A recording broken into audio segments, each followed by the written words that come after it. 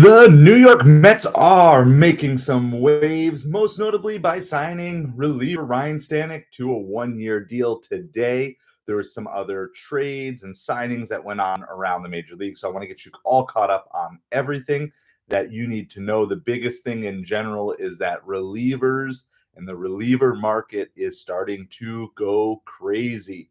So there's a whole bunch of different things going on, and so um, I might botch a few names as we go through this, but we're gonna go do this. I'm gonna start open with this article here today from MLB.com. The Royals made a move to bolster the back end of their bullpen on Wednesday night and are finalizing a 2-year contract with All-Star right-hander Carlos Estevez. The deal with guaranteed $22 million over 2 years includes $13 million option for a third year or $2 million buyout if the Royals decline that option. Actually, you know what? Instead of me just reading, I can screen share with you guys as well. So let me go ahead and do me as we go. Club has not confirmed the deal pending a physical. All right, so there's that. There's the Estevez. I want to see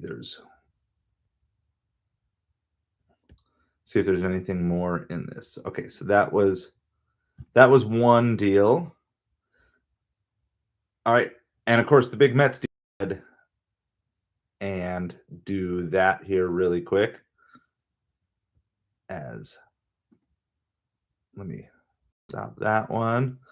We're going to bring up this Ryne Stanek. I keep getting auto-corrected on it. My brain keeps wanting to call him Ryan Stanek. It's Ryne, like good old Ryne Sandberg. So here we'll screen share this one here really quick. And it came back on a one-year deal for the New York Mets. Now remember, Stanek, we brought him over at the trade deadline, and he did not have a particularly amazing regular season. But once the playoffs came, that's where he really shined in the playoffs. And it's kind of a big deal to have pitchers who can step up in big games in the playoffs. And so some of you are going to like this deal because of what he did in the playoffs. Some of you are not going to like this deal because of what he did in the regular season. I am fine, if we end up losing a game or two during the regular season, but then you've got a reliever who's ready to just go lights out in the playoffs. So this is just a one-year deal. About $4.5 million is what Mark Feinsand is reporting on that. He was a mid-season trade. We just traded like a kind of a no-name prospect for him. So his career playoff ERA is 2.89 versus his career regular season ERA, which is 3.65. And so and he did a 3.38 ERA for the Mets this year in the playoffs. Even though he struggled during the regular season, you're looking for people who can go on and who can step up in big situations. And you can see here that MLB is showing some highlights. I know it's a little jumpy for you guys, but showing highlights of that. He actually has 30 career postseason appearances, which is 9th most among active players.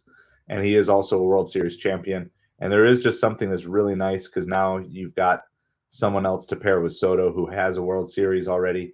And it kind of helps because if you get there at any point in time, to have players who have been there and who have done that is super, super important, because it just helps take the pressure off, because this is still overall a young team. But you got a Soto and a Stanek now who both have World Series championships. They know what it takes to win. They know how hard it is. They know what it's been through and everything like that. And so, and of course, we have AJ Minter too that we signed, but we don't know exactly if Minter is going to be ready for opening day or not. And of course, Edwin Diaz being back. The goal here is, of course, not that you want any of these players to go downhill, but that you just have more arms available, more bullpen depth. And then, of course, the Mets in their bullpen also have Reed Garrett, Daniel Nunez, Jose Buto, Sean Reed Foley, and Danny Young. And there's also going to be other claims, and there will be trades at the trade deadline, most likely, if the Mets are in it to win it. So, yeah, I like the Stanek signing, Sharon, as well. Good evening to you, Coconuts, and Sharon. Appreciate you both hanging out with us here tonight. Yeah, Stanek is kind of like, he's the pitcher equivalent to Jesse Winker in my mind. He's kind of that guy just goes out there and just doesn't care, and he like the more important the situation, the better he plays. sort of thing. And I think there's really good room to have players like that who just really take it to the next level when the pressure is on and they don't crumble under pressure. And so it's nice to see some of these guys. And so now you've got a Soto who doesn't crumble under pressure. You've got someone like Edwin Diaz who has performed well under pressure. You've got Stanek who performs well under pressure, Winker who performs well under pressure, right? And so sometimes it's not even necessarily the pressure of a postseason game or a World Series game. Sometimes it's just the pressure of, hey, who do you want going up to bat when there's 2 outs in the bottom of the ninth and you're down by 1 with the bases loaded? You want a guy who can handle that situation. So, yes. So the Dylan Cease, yeah, that's the big rumor tonight. So I'm learning here in doing these Mets streams. It's so crazy. I planned out this whole stream this afternoon because I knew I was going to be working late tonight, and my son had baseball practice, so I was like, we're going to get home around 8:30 and then have an hour to get the kids ready for bed and then just ready to dive. And like so much news and rumors, not necessarily news, but so many rumors broke in that short amount of time. It's absolutely crazy how it happens. But yes, so Dylan Cease. Now, I've said for the last couple weeks, it is almost certain the Mets are going to work as hard as possible to get another top tier, top end starter. We've been talking names like Max Scherzer and dreaming about names like Clayton Kershaw on 1-year deals. Well, Dylan Cease is essentially the same, except you would have to trade for him because he is not a free agent like a Scherzer or a Kershaw or a Flaherty.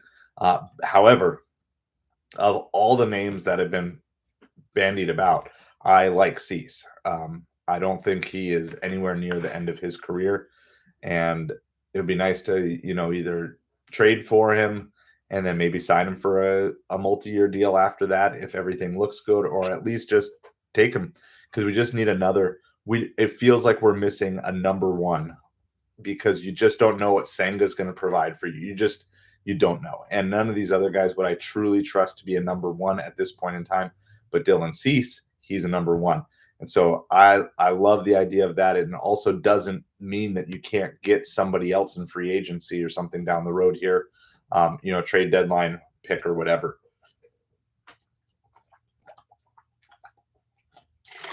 So I'm a big fan. So I heard the rumors and I was like, man, didn't even get time to update that thumbnail but yeah, I do like that. And so there is just so much stuff going on, and it's a tizzy because both sides are needing to do this. Both players and teams are needing to do that. Yeah, but I don't think maybe for negotiating a contract, but just for doing the trade, I don't think that matters that much. All right.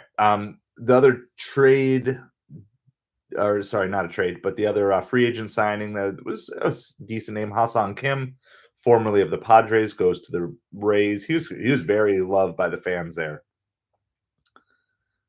Yeah, exactly. And I mean, if you can get him for 1 year, I'd rather get him for a year than just get him for half a year at the trade deadline. So I know you're gonna have to pay a little bit more to get him now versus getting him at the trade deadline. But if he's legitimately available, which I don't know, the Padres just seem like they're in this constant just trade for big names or sign big names and then trade them away.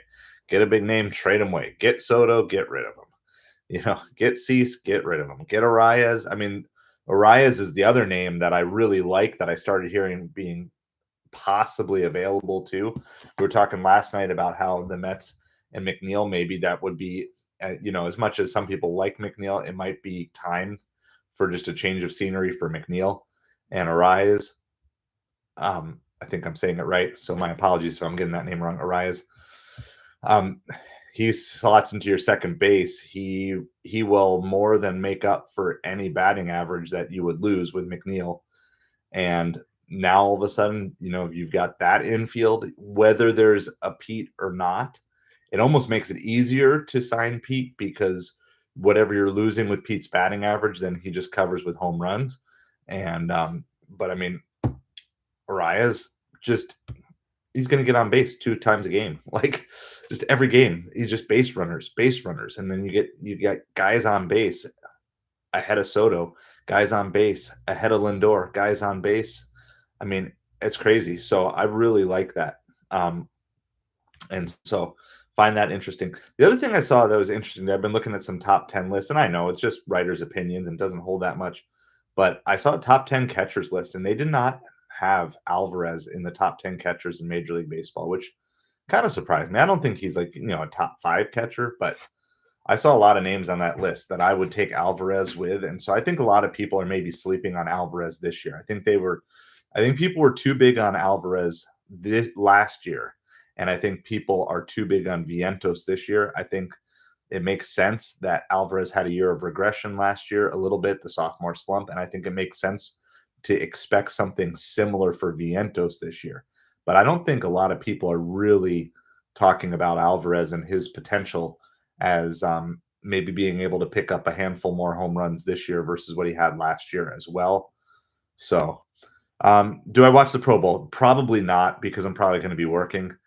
But I always, uh, I always have a little bit of a soft spot for the AFC in the Pro Bowl. So there's a lot of things going on. Yeah, there's just rumors galore, and it is so much. And I how much of this is being leaked to the press with rumors, I don't know. I really don't know. Let's go Mets. Absolutely, Raul. I'm excited to see this team really get put together, and I'm fine with them taking a month or two to gel as long as we don't. I don't want to fall as far behind as they did last season, but I'm fine with them. Taking a month and a half to gel, kind of figure out where everybody fits. But you got to everything that you see with rumors, trade rumors, and everything. Yes, I agree. I agree. I'm just my personal expectation. I would expect Alvarez to take a step forward this year, or maybe I would expect this to be, barring injury, of course. I would expect this to be Alvarez's best year of his career. I would expect all of his major totals to be at high points this year. But I'm prepared for Vientos to take a step back. Now, I don't think it means nothing, but maybe more in like the 20 to 25 home run range, or maybe about the same amount of home runs in a full season, right? Because he didn't play the full season last year. But you can be surprised, and I would be happy to be wrong. I also wouldn't be surprised if Acuna played a lot. Like he's played all winter, and too. So I wouldn't be surprised if Acuna maybe starts out strong but fades down the stretch a little bit because I think with some of these young guys, they have lots of energy, but there does come a point when you basically play baseball for a year and a half straight, your body just gets tired. So um anyway, do you think they should make it mid-season? So quarterback, yeah. So for the Pro Bowl, here, let me do this. Let me do a couple. Let me answer your question in a few minutes, Heath. But let me stay on the baseball topic here for just a couple minutes, um, because I think it's a fun topic, but let me just finish anything else that I have here for baseball. I mean, there's like I said, there's so much stuff. So Ha-Seong Kim going to the Rays for a 2-year deal. Um, Taylor Rogers was traded from the Giants to the Reds, another reliever. So you've got again more things, and then Reds also received $6 million in the deal, so it's basically half of his salary. Um, and he's a free agent at the end of this year, so that's an arm that might be available at the trade deadline as well. Um, so yeah, just relievers, and this is how this works in baseball. Is a lot of times these markets are really quiet for the longest time, and then as soon as one domino falls, everybody realizes, well, okay, we couldn't get that guy, so we better get our number two. Oh, we couldn't get our one or two, we better get our number three, and then all these things start to go really quick. So yeah, so you got Carlos Estevez to the Royals. Oh, and then I never know how to say his name. Tommy Canley. Is it Cannell or Canley? I don't know. Sorry. If you guys know, let me know. So I'm trying. I know how to pronounce most of the Mets, but some of these players and other teams that I'm not as familiar with because yeah. Anyway, so the Tigers did a 1-year $7.75 million deal. And that's just going to be the nature of these relievers because you don't want to be stuck or locked into any of these relievers from 3, 4, or 5-year deals. And it's a twofold thing here. One is you get the guy and you're not locked into him. So if he's having a bad year, at least you're not. You're not committed to somebody who's going to be on your roster for 3, 4 years. The other thing is if he's doing well, but you as a team are tanking, then they become trade bait because all these relievers, like I would say half these relievers that are signing or being traded now on these 1 year deals, half of them are going to be traded by the trade deadline because either the Reds will fall apart or the Tigers will fall apart. Or hopefully not, but the Mets could fall apart. Whatever teams fall apart, whatever teams fall out of the rate. Canley, Tommy Canley. I'll have to do some listening. So yeah, it was just a flurry of moves that went on this afternoon and evening. Like, oh my goodness, so crazy. So it's always good to see though when your team is kind of one of the first ones to make the move because that means they're at least getting one of the major guys that they targeted. So yeah, but just remember that's the nature of these things. And even some of these guys the Mets are signing, they still might be traded away at the deadline, even if the Mets are doing well, because they might have need for starting pitching or different thing. Yeah, absolutely. And so that's you don't need your team to be hot out of the gate. Now, obviously you want it to, and this whole idea of well, just make it in. And no, I mean, like you want to be going into the playoffs, you want to be on a roll. The Mets had a magical season last year, but of course, I mean, I'm a fan. I want to win games. But when you have kind of I would say this is even though the core of the roster is there's a lot of players coming back the very not having Pete Alonso as of this moment and having Juan Soto, that's still a pretty big culture shift, right?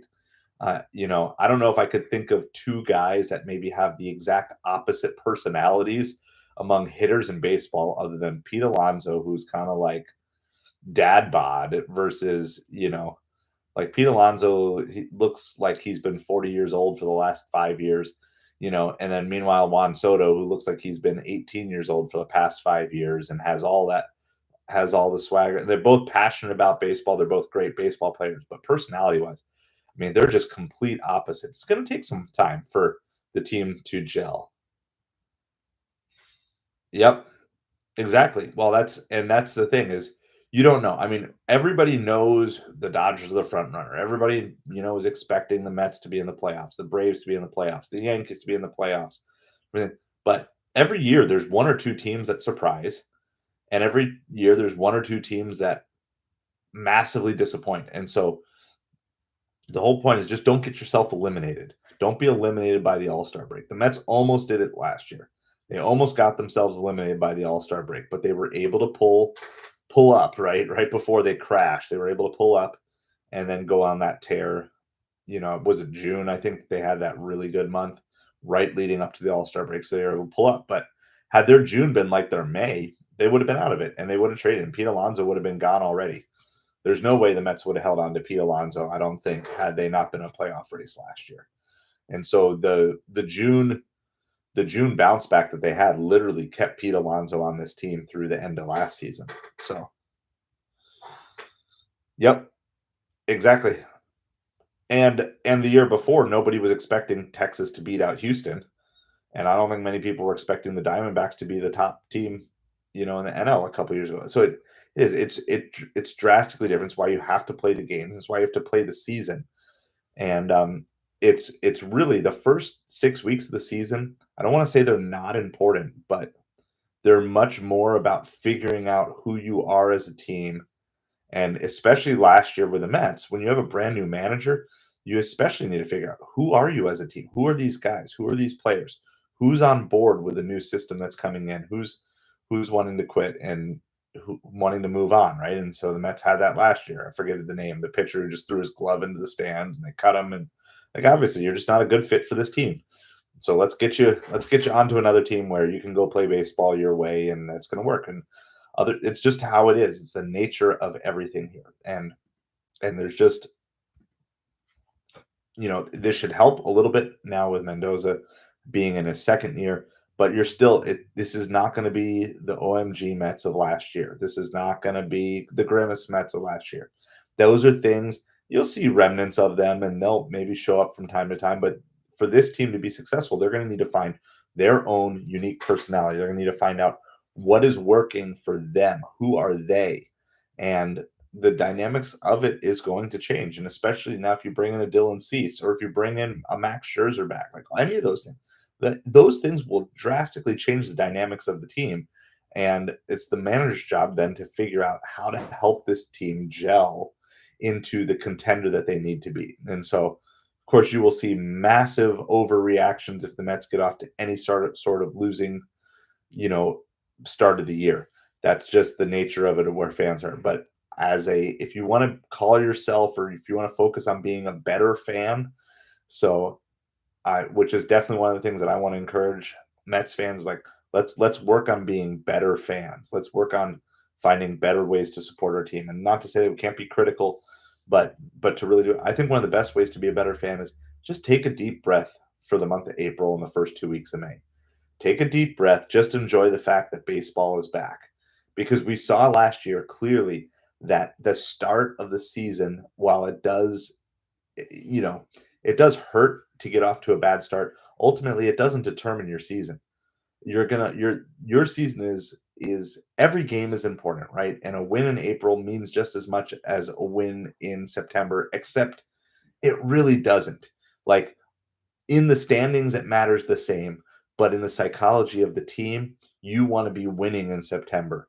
Whereas in April, the second week in April, when you're going to play somewhere where it's cold or it's snowy, it just, those games psychologically just don't matter that much.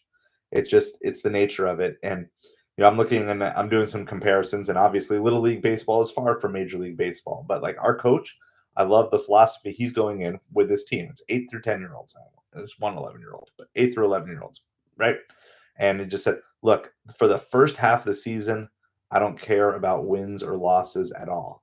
Our goal is to win a championship, and every team makes it into the tournament because it's Little League, right? So I know some people in major leagues would want it that way, but literally, he said, all I care about is developing your skills, figuring out who fits in what positions the best, and all of those things. And for the first half of the season, that's all I want to worry about. Now, you can't do that for a whole half of a season in major league. Then you get yourself in trouble. If you're 20 games below 500 at the All-Star break, that's pretty tough. But if you're 15 games below 500 in May, or 10 games below 500 in May, that's not insurmountable. It's definitely something you can come back from. So, and I think just as fans, it's like, look, let's, yeah, be critical, but don't be incessantly negative about everything. Enjoy it. Enjoy baseball. Like, if you love baseball, and I think there's some Mets fans who don't love baseball, the game of baseball. And I found it, because I love the game of baseball, there are games where I'll watch and the Mets will lose, and I know there's no moral victories in sports, but you'll watch and you just be like, "Wow, I love the way that we played that game." And then there's other games that I'll watch and we'll win, and I'll be like, "Oh, well, we won, but we really didn't deserve to win that." That's totally how I feel about that. Violet, good evening to you. Hope you are doing awesome. So just bunch of moves going on the reliever market. The one big deal, Ha-Seong Kim being signed by the Rays for 2 years. The big trade was Taylor Rogers to the Reds from the Giants. Mets brought Ryne Stanek back, but then the rumors now, and there's going to be a new rumor. I mean, it's probably almost every day. And again, these various baseball reporters, sportscasters, sports writers, podcasters, they're all trying to do a scoop. We should, at some point, we'll create our own rumor. We'll create our own rumor of whatever. And so, without inside sources, I can't tell you how much any of this stuff is real, is like a genuine thing that could possibly be happening, versus things that are just whatever. So, all right. So I want to cover, what was the question about the Pro Bowl, because that was kind of fun. No, why can I not find it now? Heat. All right. He's saying, do you think they should make it midway through the season, so quarterbacks play like the NFL? I don't. So I have thought about the idea, but I don't think the NFL players would ever approve anything mid-season for the Pro Bowl. I think if you want to do anything, you could just put it after the Super Bowl.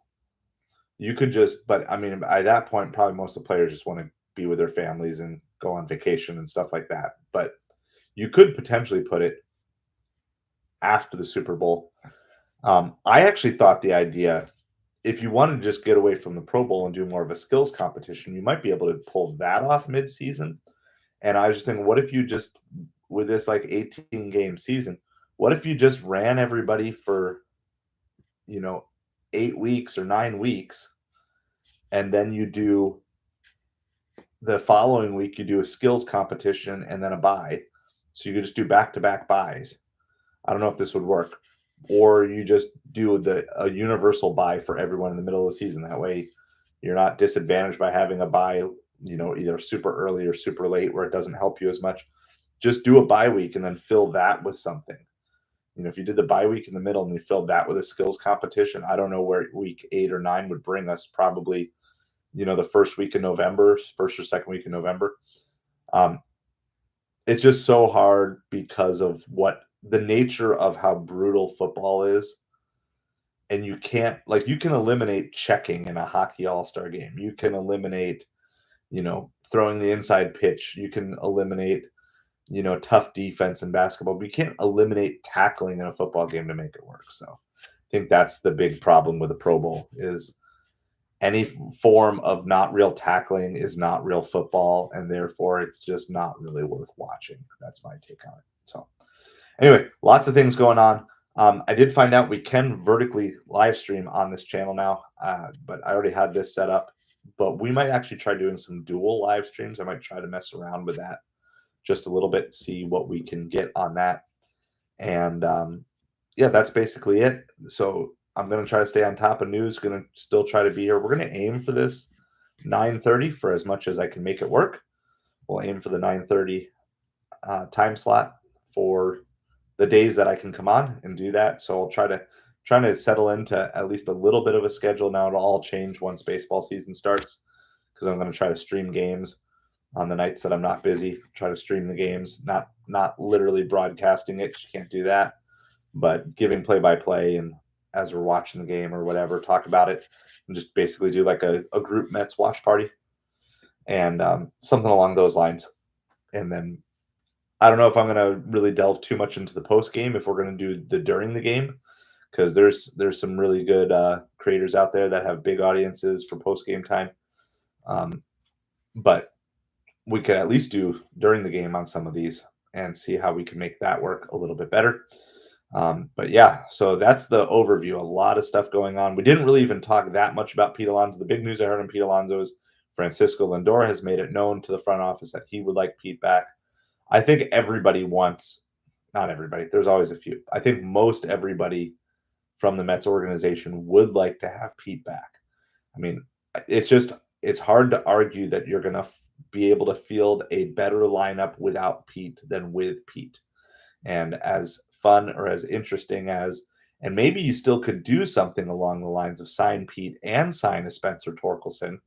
And that way, if Pete decides to walk next year, or if you decide to go after Vlad Guerrero Jr., but you miss, then you're still set for a couple more years. And to have a Torkelson, because Pete could use some off days where he could just focus on being the DH. I would definitely be intrigued for the Mets to do something along those lines as well. And maybe if they sign Torkelson, maybe that gives them the leverage to say, look, we really don't need to budge, but we would still like you back. We'd still like you back, but give Torkelson some DH and give him some first base and give him some off days. And then you give Pete some first base and some other things like that. So yeah, exactly. I almost feel like they want Pete to sign and then opt out. So they want the contract to be low enough that Pete will absolutely, even if he has an average or slightly below average season, that Pete will want to opt out. Which is why I made the video last night after we did the live stream. Why not? Let's just sign Pete to a 1-year deal. Find out what give Pete a year of redemption, right? Give him a year of redemption of pressure for his personal contract, but really no pressure in the lineup because you got Soto there and you got Lindor there and you got everything. So I wonder if maybe that's the compromise we can get to. So I notified everybody in my limited reach. I notified Pete Alonso, David Stearns, Steve Cohen. Come together, sign a 1-year deal. No opt-outs, no opt-ins, just a 1-year deal straight up. And overpay a little bit for his market because you're only in for him for 1 year. And then you can go back next year and you can say, yep, we're all in on you, Pete. Here's the 6 year, $200 million, $250 million that you want, whatever. Or you say, hey, we tried it. We at least made it work. We at least got the 1 year of Pete and Soto in the same lineup. And maybe they can somehow, crazily enough, pull off the World Series. And then Pete gets his ring. At least he has a legit shot at a ring, right? It's not going to be easy. It never is easy. It's not going to be easy being in the same division as the Dodgers, but at some point in time, you're probably going to have to beat the Dodgers regardless. So you get Pete, you get Lindor, you get Nimmo, you get Soto, you get Alvarez, you get Vientos, you get McNeil or Arias, if we can make that trade. Maybe you get a Dylan Cease, and you just put out the team, and you just bring in Pete for a 1 year deal. And at the end, if it doesn't work again, then you just say, okay, look, we tried it. It didn't work. And then you go full bore after Vlad Guerrero Jr. We compared the stats last night, and I was surprised how much better Guerrero is than Pete in pretty much everything but home runs. I knew he was a little bit better. But when you do side by side comparison like last year, I mean, it wasn't even close. It wasn't close. And so that's why I think it's the perfect scenario for both, because Pete wants to sign a big contract, but he can't find it this year. The Mets want Pete for this year, but they don't want to commit to him long term. So just bring both sides of the table. 1 year, $28 million. Overpay Pete. Let it be his last year here, unless something crazy happens. Give the fans one more chance. Just bring everybody together for one last time, one last try, right? Pete, come back 1 more year as New York Met. Let's try to win it all. And if you win it all, then hey, maybe we can afford to give you a little extra, right? Because then you're a World Series champion and you produce, and then we can come back as the Mets and say, hey, okay, so we talked about 6 years, 158 million or whatever that was. So let's talk about doing 5 years, 175 million, or 6 years, 200 million. And yeah, we're going to overpay, and yeah, this contract's going to kind of suck at the end, but you got the World Series, we'll reward you. Or if the team goes nowhere, you just say, okay, Pete, hey, we tried it again, it didn't work. It's just time for us to move on. It's time for us to move on, and we're going to pursue Vlad. And I don't think that the Mets will be outbid for Vlad next year if they don't have Pete locked up. So yeah, I just think there's no, and maybe that's the other side of this too, is maybe Stearns and Cohen want to make sure there's opt-outs for the Mets as well, that either side can opt out. And I'm just thinking, though, the more and more I think about it logically, that seems to make sense to me. Let's just sign Pete for a 1 year deal, 27, 28 million. Say, win us a World Series, Pete, and we shall reward you handsomely. Or if you don't win us a World Series, it's just going to be time for us to part ways, and give him one last chance. Let it be the season, hopefully a season to remember forever. And just like the 86 Mets didn't stay together forever, the 2025 Mets could go win a World Series, and then, Pete might have to move on, and McNeil might have to move on, and Marte might have to move on, but at least this core group that's been together now for, 4 or 5 years, right? 4 years at least, since 2020. Yeah, I mean, the 5th year for a lot of these guys being together as a core group. Then you can just say, look, it didn't work, so we move on from there. So no, I mean, I like that, and I feel like that's the scenario. And then if you want some insurance, then you try to trade for a Mountcastle, you try to trade for a Torkelson, one of those guys. And that way, when you give Pete his DH days or his off days, you still have another quality bat coming in there, and those guys can also get at bats as DH on other days too. So that's my proposal. So I know they're not listening to me, and I know I have very little overall knowledge, but I think that would be a great play. I think the fans would be good with it as a 1 year deal. I think Pete would be good with it because then it's essentially a built-in opt-out. The Mets would be good with it because then they can either go full bore for Pete or full bore for Vladdy. Next year, they've got their choice to go whatever direction they want to go. I mean, because you never know what's going to happen in any of those things. But I mean, just based on raw numbers, yeah, Vladdy's significantly better overall. And so that's what I would love to see. even if it is just for one more year. It's like, okay, it's one more year. Let's do it. Let's just let's keep everybody together. Let's just go all out. Last year was the rebuilding year. We made it to the NLCS. So if this is not the rebuilding year, this is the year that Cohen wanted to win a World Series by year 5. I think this is year 5. It's like let's give ourselves the best shot and let's make it happen. So we'll see.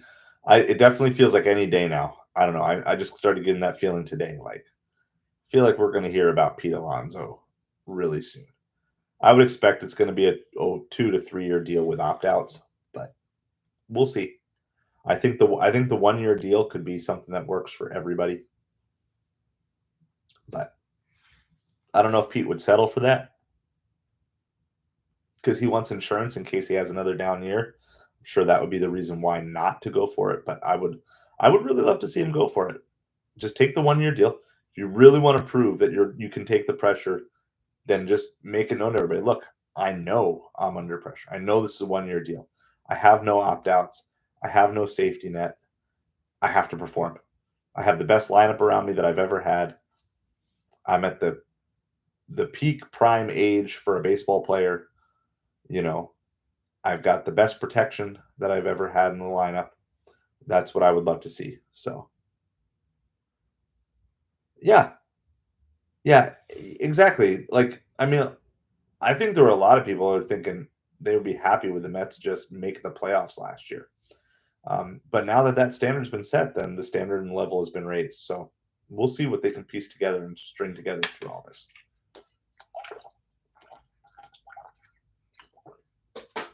All right. That being said, I think we're good for now. We'll, if I have time to do a stream like during the day, I'll do it because I can now do a stream on the go because I can do vertical. So if I'm out and about and news breaks, I'll try to come to you right away. If it's smaller news like the Stanek news, I'll get a short up right away so that way you guys can at least know about it in case you didn't see it right away. I'm trying to stay up on all of this and go from there. But other than that, let's go Mets and have a great night, everybody.